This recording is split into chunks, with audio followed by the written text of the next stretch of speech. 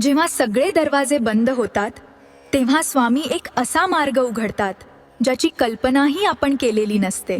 मित्रांनो, आजची ही कथा फक्त कथा नाहीये. ही त्या लोकांसाठी आहे जे आयुष्यात हरलेत असं समजून शांत बसलेत. पण लक्षात ठेवा, वादळ कितीही मोठं असलं, सूर्याला उगवण्यापासून थांबवू शकत नाही. आणि आज जी घटना मी तुम्हाला सांगणार आहे ती ऐकल्यावर कदाचित तुमच्या विचार करण्याची पद्धतच बदलेल.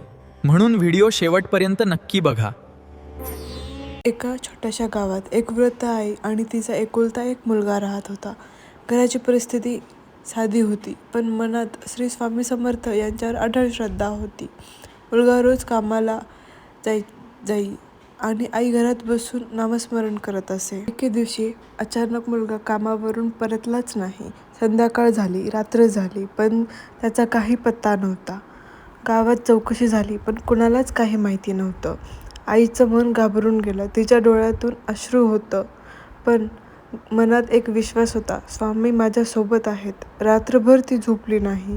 तिने समोर दिवा लावला आणि हात जोडले आणि रडत रडत श्री स्वामी समर्थ यांना हाक मारली.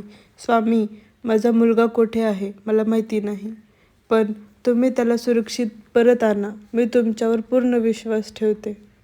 ती हाक इतकी आर्त होती की जणू वातावरणच भारून गेलं. दुसऱ्या दिवशी सकाळी गावात एक अनोळखी साधू आला. त्याने थेट त्या आईच्या घरासमोर येऊन सांगितलं, काळजी करू नकोस, तुझा मुलगा सुरक्षित आहे, तो लवकरच परत येईल.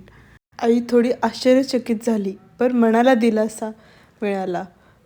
काही तासातच तिचा मुलगा घरी परत आला. तो थकलेला होता पण सुरक्षित होता. त्याने सांगितलं की जंगलात रस्ता चुकला होता, पण एक साधू त्याला योग्य मार्गे आईच्या डोळ्यातून आनंदाश्रू आले.